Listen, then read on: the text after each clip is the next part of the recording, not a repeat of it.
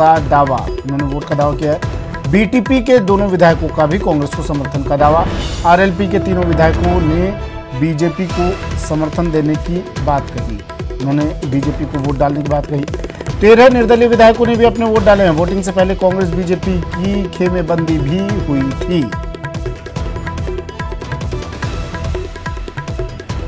राज्यसभा के रण में आखिरकार कांग्रेस विधायक वाजिब अली ने भी वोट डाला।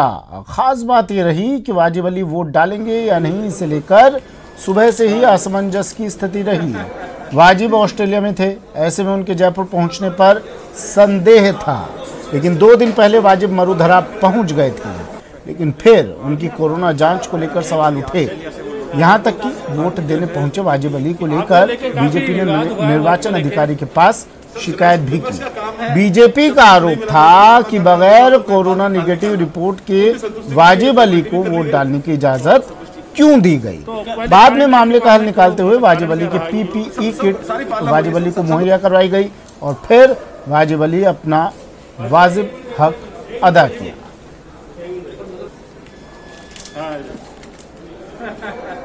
काम है, जब कुछ नहीं मिला तो हंगामा करना, बेफालतू में बाल की खाल निकालना।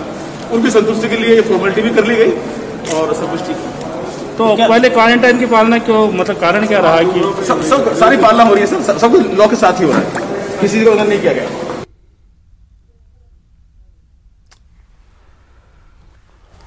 नतीजे से पहले ओंकार सिंह लखावत ने अपनी हार मान ली। उन्होंने न्यूज 18 से बात करते हुए कहा कि हार का बिल्कुल भी मलाल नहीं रहेगा। हर चुनाव जीत के लिए नहीं लड़ा जाता। जीत के लिए नहीं लड़ा जाता तो फिर किस लिए लड़ा जाता है, कौन सी ऐसी रणनीति थी। लेकिन लखावत ने कहा, क्योंकि ये बात सब जानते थे। और अब लखावत का ये बयान न्यूज 18 से बात करते हुए उन्होंने ये बातें कही। उन्होंने कहा कि मैं बहुत प्रसन्नता का अनुभव कर रहा हूं। पार्टी आगे भी जो आदेश देगी वो मैं मानता रहूंगा।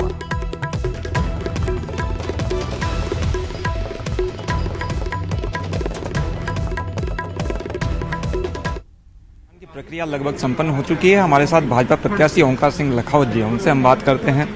सर, मतदान की प्रक्रिया लगभग पूरी हो चुकी है, अब क्या उम्मीद अब आपने लिए? नहीं, देखिए, हमारे 75 वोट थे, 75 वोट डल चुके हैं। और जिस उद्देश्य को लेकर कहा कि लोकतंत्र की बहाली होनी चाहिए, विधायकों की सुनवाई होनी चाहिए, सरकार के रीढ़ के हड्डी के जो छल्ले हैं वो बड़े हार्ड हो गए थे, जरा फ्लेक्सिबल होने चाहिए, सुनवाई को तेजी से किया जाना चाहिए, उनका महत्व मिलना चाहिए, हम उस उद्देश्य में सफल हुए हैं। अंक गणित लेकिन पहले से पता था कि किसके खेमे में कितने वोट हैं। ये इलेक्शन अंक गणित का नहीं भैया, ये इतिहास रचने का है कि जब राजस्थान के 3 प्रत्याशी चुनने थे, वो प्रत्याशी कैसे थे और उनके पक्ष में मतदान जिन्होंने किया, अगर उसको ठीक से जब इतिहास लिखने वाला लिखेगा कौन कैसा था, कैसी उसका व्यवहार था, उसकी हिस्ट्री कैसी थी, तब ये इतिहास का स्वर्णिम पृष्ठ बनेगा। लेकिन ये दूसरा जो हमने चुनौती दी, दूसरा प्रत्याशी लेकिन जब भाजपा की ओर से उतारा गया तो कांग्रेस की ओर से आरोप लगाए गए कि जो है जोड़ तोड़ की राजनीति, खरीद फरोख्त की राजनीति। ऐसा है कि एक भी विधायक ये कह दे कि लखावत जी ने मुझसे वोट मांगा, मैंने निर्दलीय से नहीं मांगा, कांग्रेस वालों से नहीं मांगा, बीजेपी वालों से नहीं मांगा ही नहीं उनसे, तो काय की जोड़ तोड़।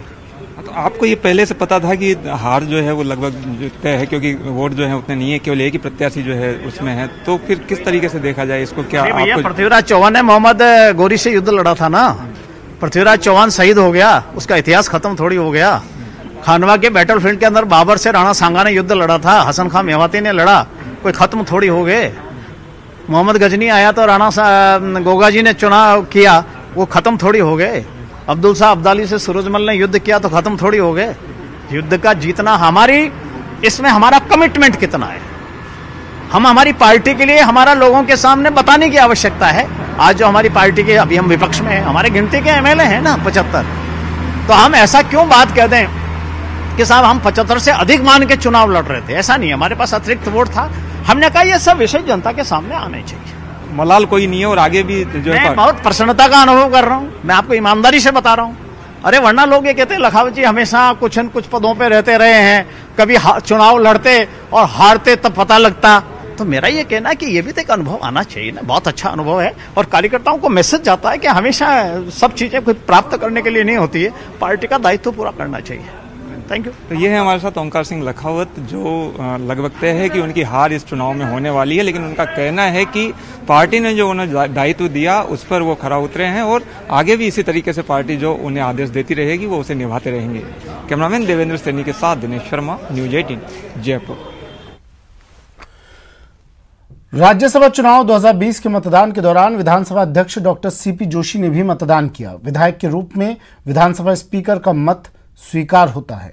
मतदान करने के बाद उन्होंने कहा कि लोकतंत्र में विधायक के रूप में वोट डालने का कर्तव्य होता है और कोरोना वायरस को लेकर जारी की गई गाइडलाइन के मुताबिक निर्वाचन विभाग ने यहां पर तमाम तैयारियां की हैं और उसी के अनुरूप चुनावी प्रक्रिया पूरी की जा रही है। तो कर्तव्य है, एक विधायक के रूप में, मोटे रूप में विधायक है, एक विधायक की जिम्मेदारी बनती है कि जब मतदान का अवसर मिलता है तो अपने कर्तव्य का निर्वहन करें। लोकतांत्रिक प्रक्रिया में एक जिम्मेदारी होती है विधानसभा अध्यक्ष की, और आप विधानसभा के अध्यक्ष बनते हैं क्योंकि आप किसी पार्टी के उम्मीदवार होते हैं और उसमें जीतते हैं और उस पार्टी का जो बहुमत होता है वो पार्टी आपको उस पर डेजिग्नेट करती है। तो मूलतः मैं INC के विधायक के रूप में चुनकर आया और उसी जिम्मेदारी का निर्वहन करके मैंने अपने मत का उपयोग किया। चलिए अब आपको सुनाते हैं कांग्रेस और बीजेपी प्रत्याशियों ने क्या कुछ कहा। कांग्रेस पहले से भी एकजुट थी। भारतीय जनता पार्टी ने जिस तरह से साजिश रची, खरीद फरोख्त की कोशिश पूरे देश में उन्होंने करी है। राजस्थान में परिस्थितियां किस तरह की हैं, यहाँ पर राजस्थान का कांग्रेस का विधायक, राजस्थान की कांग्रेस से समर्थित जो विधायक हैं वो एकजुट हैं।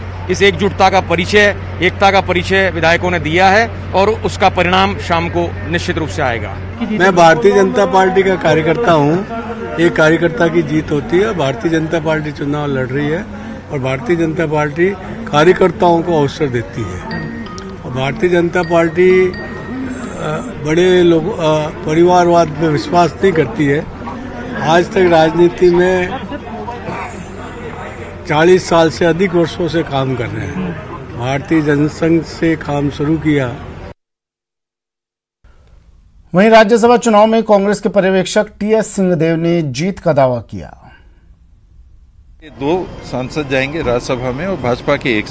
आजकल हर राज्य में ये जोड़ तोड़ की राजनीति बहुत ज्यादा हावी होती जा रही है, तो हर व्यक्ति चाहता है कि एहतियात बरते और लापरवाही में नुकसान ना हो, ये सबके दिमाग में बात रहती है। गोवा के अनुभव हैं, कर्नाटका के अनुभव हैं, न जाने कौन कौन राज्य में, मध्य प्रदेश के अनुभव हैं। इन बातों को ध्यान में रख के हर पार्टी ये प्रयास करती है कि अपने साथियों को साथ रखें और रिस्क ना लें। और चीन के साथ सर पूरा घटनाक्रम चल रहा है, इसका आप क्या कहेंगे? भारत सक्षम है, मजबूत है हर परिस्थिति का जवाब देने के लिए। अभी लगता है कि कई बार प्रधानमंत्री जी का भी चीन के राष्ट्रपति से, प्रीमियर से चर्चा हुई, तो ये नहीं सोचा किसी ने कि इस प्रकार की हरकत उनकी सेना के जवान करेंगे। जो परिस्थिति हुई है यथास्थिति बननी ही होगी, उसमें कोई विकल्प नहीं है और भारत सक्षम है कि उस परिस्थिति को बना देगा। चलिए मेरे सहयोगी हमारे साथ जुड़ गए हैं सीधा। दिनेश और गोवर्धन हमारे साथ जयपुर से जुड़ गए हैं। पहले आप दोनों से मैं अपडेट ले लेता हूं। गोवर्धन, आपके पास क्या अपडेट है फिलहाल?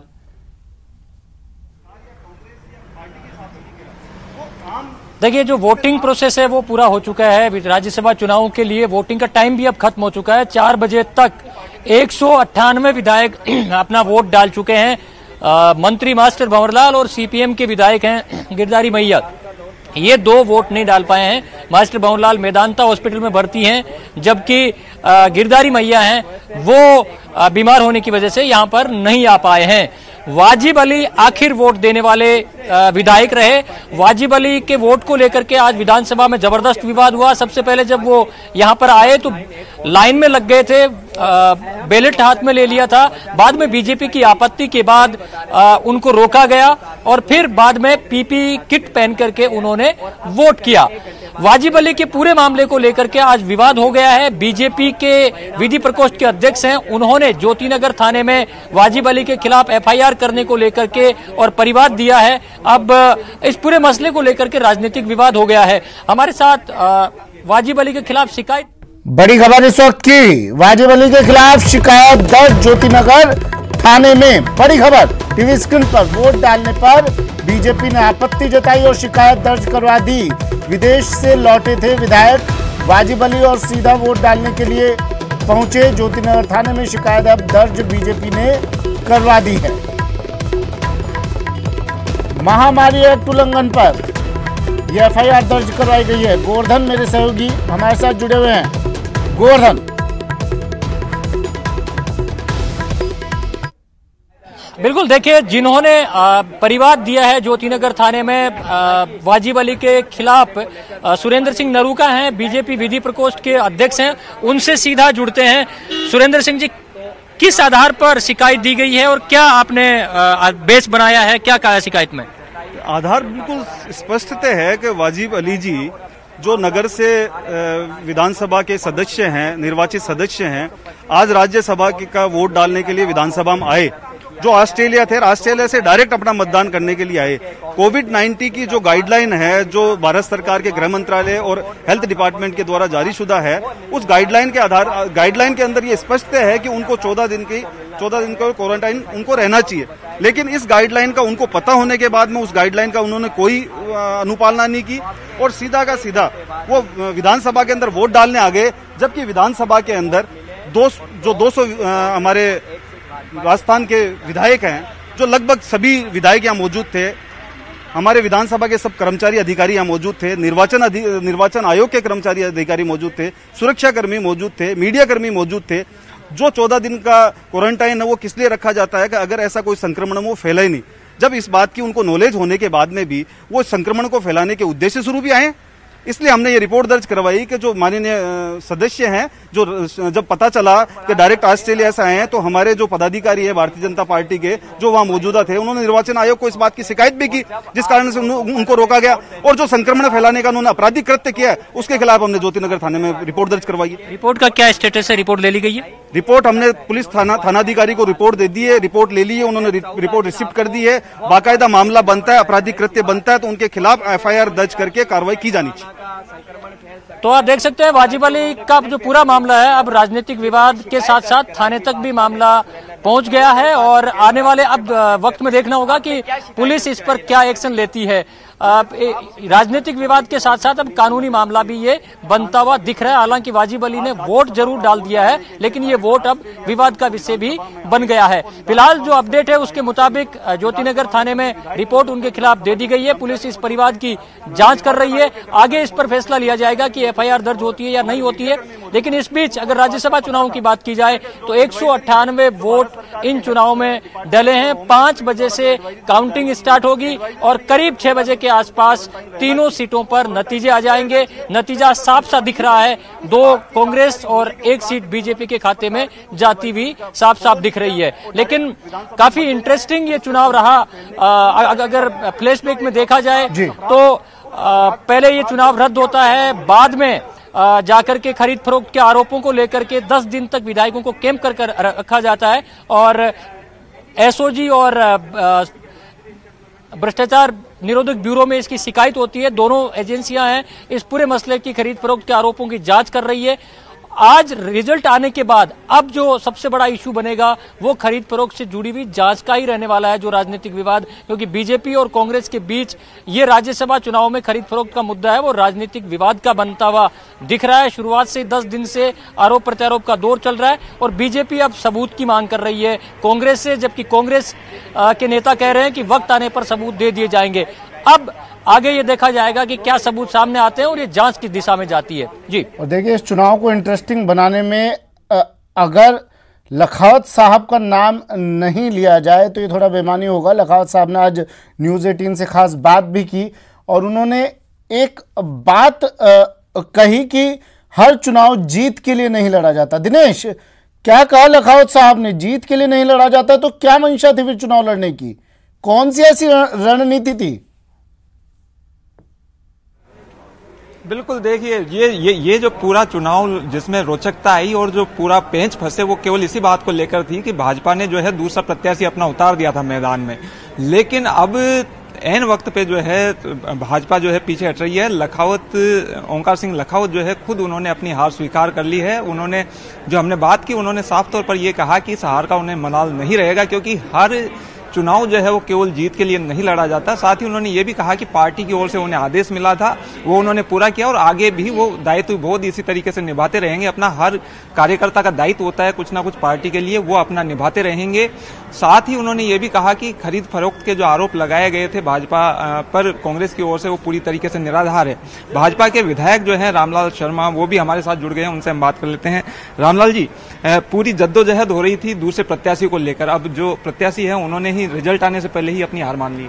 देखिए, लोकतंत्र के अंदर सबको चुनाव लड़ने का अधिकार है और वो चुनाव लड़ने का अधिकार है। इसके तहत भारतीय जनता पार्टी ने 2 उम्मीदवार मैदान के अंदर उतारे थे, लेकिन जिस तरीके से कांग्रेस ने घटिया आरोप, जिनको मैं कहूंगा एक शब्द का मैं लूंगा कि घटिया आरोप भारतीय जनता पार्टी के ऊपर लगाए, वो सिर्फ और सिर्फ कोविड के अंदर असफलता को छिपाने के लिए सरकार जनता को गुमराह करने का काम कर रही है।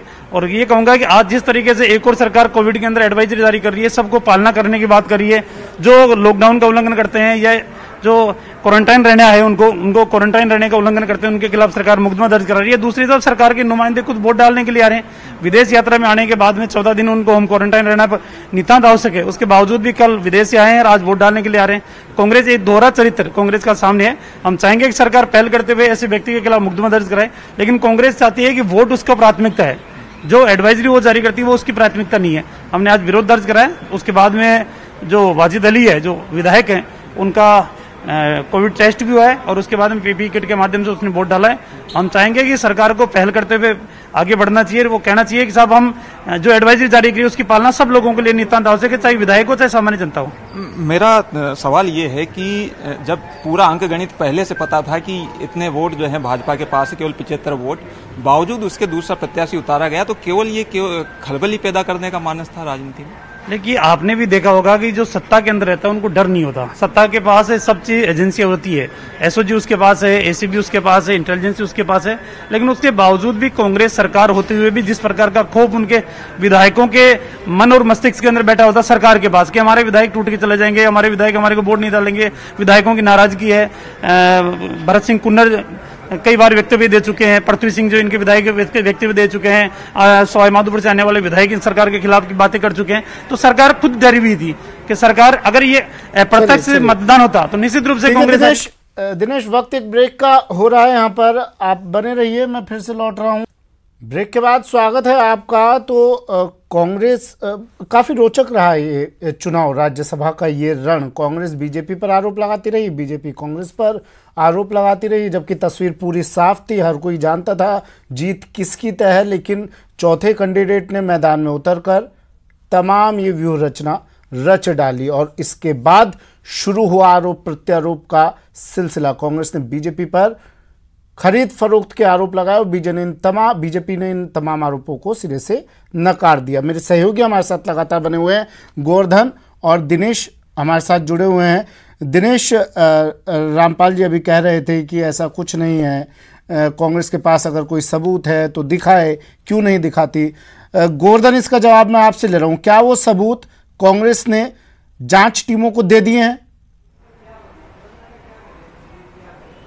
उन विधायकों के नाम सौंप दिए हैं जिनके पास कोई फोन कॉल आया? क्योंकि गोवर्धन, लगातार हम विधायकों की बाइट भी सुन रहे हैं, कांग्रेसी विधायक खुद मना कर रहे हैं कि हमारे पास कोई कॉल नहीं आया। तो किसने किससे बात की, कुछ साफ हो गए?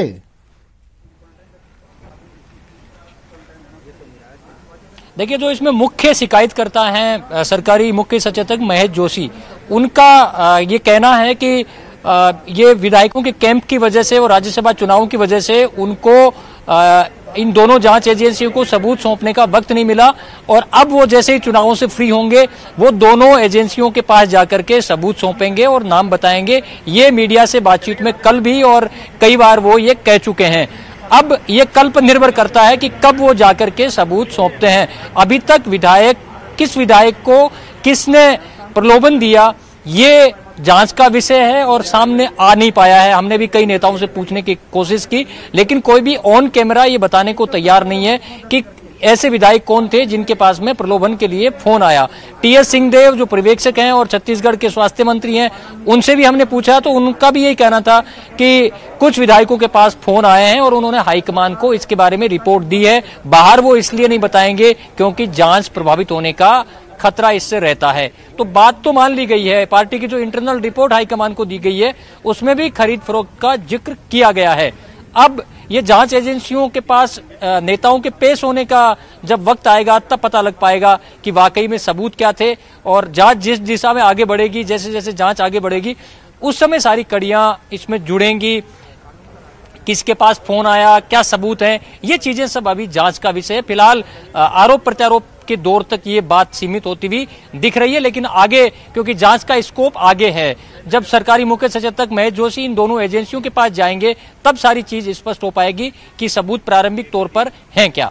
जी, लेकिन गोवर्धन फिर इस बीच ये भी तो बात उठती है ना कि भाई क्या आपको अपने विधायकों पर, अपनी टीम पर भरोसा नहीं है? अगर भरोसा है तो जो भी जितना भी प्रलोभन देता रहे देने दीजिए उसे। आपको क्यों जरूरत पड़ी? पूरी टीम को उठाकर आप एक होटल में बंद कर देते हैं। कोरोना का काल चल रहा है, लोग भी, जनता भी सवाल पूछ रही है। कोरोना टाइम पे जिन विधायकों को जनता के बीच होना चाहिए था वो होटल में बैडमिंटन खेल रहे हैं। विपक्ष भी सवाल कर रहा है।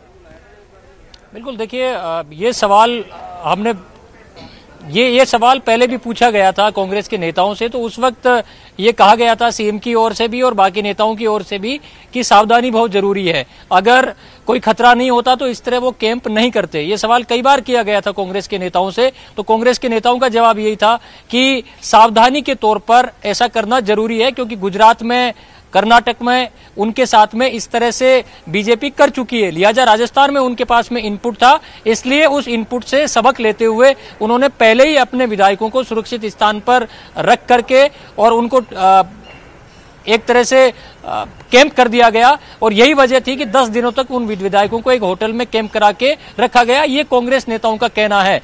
अब जब होटल में कैंप की बात आई तो कांग्रेस ने, ये अलग बात है कि 9 दिन रख लिया, लेकिन 2-3 दिन बीजेपी ने भी रख लिया। तो ये दोनों पार्टियों के बीच में आरोप प्रत्यारोप का दौर खरीद फरोख्त को लेकर के चलता रहा। बीजेपी सबूत मांग रही है, कांग्रेस ये कह रही है कि सबूत उनके पास है लेकिन जांच एजेंसियों को दिए जाएंगे। तो ये बात भी आगे आने वाले दिनों में सामने आ जाएगी।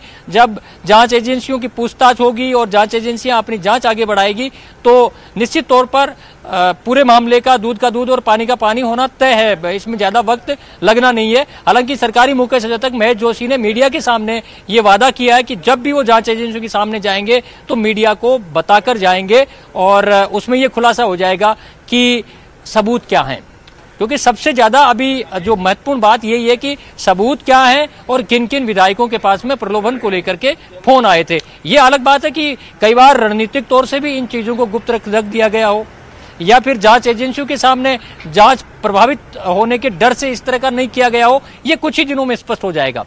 देखिए दिनेश, कांग्रेस ने, ललित भी हमारे साथ जुड़ गए हैं जोधपुर से, ललित के पास भी मैं आऊंगा। दिनेश, कांग्रेस ने देखिए 9 दिन के नवरात्रे कर लिए, दशहरा भी आज उनका हो गया। अब जब नाम अभी तक सामने नहीं आए हैं, कौन वो लोग हैं जिन्होंने प्रलोभन दिया था या नहीं दिया था, मुझे ये बताइए कि ओंकार सिंह लखावत ने, मुझे उसका जवाब नहीं मिला इसलिए दोबारा मैं पूछ रहा हूँ। ओंकार सिंह लखावत ने ये कहा कि हर चुनाव जीत के लिए नहीं लड़ा जाता, तो भाई किस लिए लड़ा जाता है, क्यों लड़ा था, क्या स्ट्रेटेजी थी इसको लड़ने के पीछे, इस चुनाव को लड़ने के पीछे?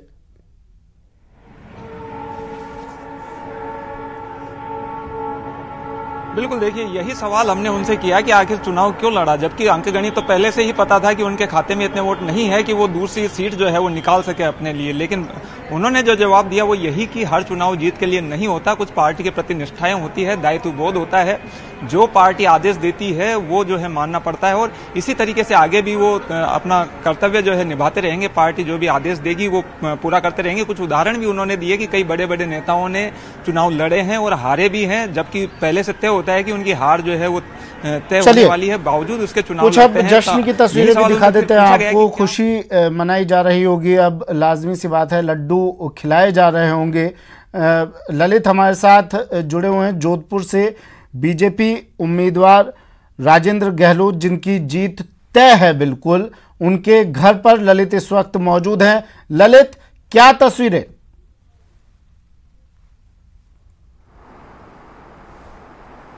बिल्कुल सुमित, जीत लगभग तय मानी जा रही है और यही कारण है कि कार्यकर्ता उनके घर पहुंच चुके हैं। आप देख सकते हैं कि परिवार के साथ कार्यकर्ता तमाम लोग पहुंचे हैं और वो नारेबाजी के साथ जो है उनकी परिवार के साथ मिठाई खा रहे हैं, एक तरह से सादगीपूर्ण जश्न मना रहे हैं। हालांकि आतिशबाजी का भी कार्यक्रम था, लेकिन चूंकि चीन पर भारतीय जनों को शहीद होने के चलते वो आतिशबाजी का कार्यक्रम नहीं किया है, सादगीपूर्ण से है। लेकिन फिलहाल आप देख सकते हैं कि तमाम जो कार्यकर्ता हैं वो यहाँ पहुंचे हैं, अब मुँह मीठा करा रहे हैं कार्यकर्ता राजेंद्र गहलोत के परिवार के साथ। और बात करते हैं, उनकी पत्नी हमारे साथ मौजूद है।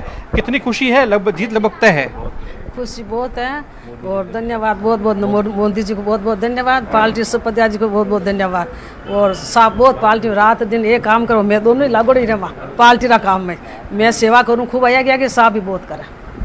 अच्छा, क्या कहेंगे? पहले भी खूब विकास के काम किए हैं, उन्होंने हमेशा से विकास के काम किए हैं। चाहे जब जोधपुर में पानी की समस्या का समाधान करना हो, यूआईटी में जब शहर में थे, जब उस समय विकास के कई कार्य किए हैं, आगे भी वो विकास के काम करते रहेंगे। पश्चिमी राजस्थान मुरुड प्रदेश में जो भी समस्या है उसके विषय पर उठाते रहेंगे, राज्यसभा में उसके विषय उठाते रहेंगे और आगे भी विकास के काम करते रहेंगे। उनका जुड़ाव हमेशा जनता से रहा है। कार्यकर्ता भी यहाँ पहुँचे हैं, हाथ में लड्डू भी हैं। कितनी खुशी है कार्यकर्ताओं के लिहाज से?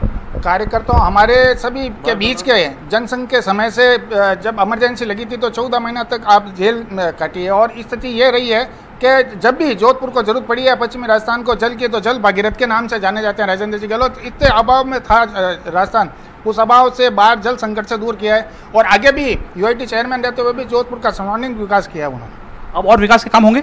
भारतीय जनता पार्टी ने एक वरिष्ठ कार्यकर्ता जो भारतीय जनता पार्टी के दिन रात भारतीय जनता पार्टी के लिए कार्य किया, उनको बनाने से पूरे राजस्थान के कार्यकर्ताओं में बहुत खुशी का माहौल है। जोधपुर में हर घर कार्यकर्ताओं को बहुत खुशी हो रही है और कार्य किया है तो मोदी जी कार्य बहुत कर रहे हैं और राजेंद्र जी उसमें और योगदान देंगे जोधपुर के लिए। तो योगदान देंगे, खुशी है और यही कारण है कि यहाँ पे लगातार लोग यहाँ परिवार देखा, आप देखें तो तमाम जो कार्यकर्ता हैं पहुँचे हैं, परिवार के लोग मौजूद हैं। आप कहेंगे कितनी खुशी है? बहुत खुशी है। पहले भी कई ऐसे मौके आए हैं, आज किस तरह की फीलिंग है? आज बहुत ज़्यादा ही फीलिंग है। जो पापा को पद चाहिए था बहुत टाइम बाद अब मिल रहा है, तो बहुत ज़्यादा खुशी है। क्या अपेक्षा है, क्या करेंगे? बस विकास करेंगे।